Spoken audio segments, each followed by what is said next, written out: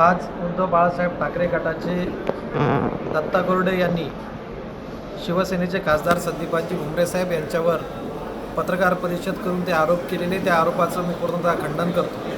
कारण कोणताही सामान्य व्यक्ती ज्याप्रमाणे एखादा व्यवसाय करण्यासाठी शासनाकडून रितसर परवानगी घेऊन व्यवसाय चालू करतो, त्याच पद्धतीने संदीपान भुमरे आणि त्यांच्या कुटुंबियांनी हा व्यवसाय चालू केलेला आहे आणि त्यांना संविधानाने व्यवसाय चालू करण्याचा अधिकार आहे.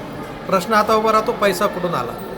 तर जे पैसे या व्यवसायात या कुटुंबाने गुंतवलेले त्याचं पूर्णतः विवरण हे शासनाकडे दाखल केलेलं आहे आणि जर यांना त्याच्याबद्दल काही शंका असेल तर निश्चितच त्यांनी ते विवरणपत्र घ्यावं आणि त्यामध्ये दिलेल्या बाबी तपासाव्यात. मला असं वाटतं की निवडणुकीच्या तोंडावर कोणत्या दुसऱ्या पक्षात जायचं आणि आपला निवडणुकीचा अजेंडा समोर ठेवून जनतेची दिशाभूल करण्यासाठी, एखाद्या व्यक्तीची बदनामी करण्यासाठी असा राजकीय त्याचा फायदा घ्यायचा, हे जनताच्या लक्षात येण्यासारखं आहे. आणि निश्चित जर कोणी काही चुकीचं केलं असेल तर जनता मतदानाच्या रूपाने त्याचं उत्तर या ठिकाणी देत असते. गोरडे यांना पैठणची जनताच याचं उत्तर निश्चित येणाऱ्या काळामध्ये दिल्याशिवाय राहणार नाही.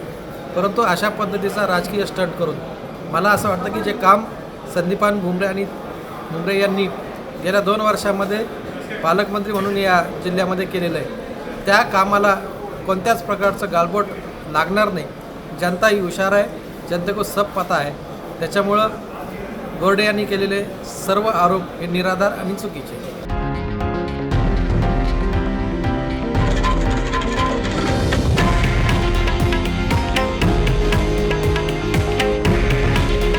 हे आहे देशातील नंबर 1 न्यूज नेटवर्क आणि आपण पाहत आहात TV9 मराठी. काळजी तुमची, हित महाराष्ट्राचं.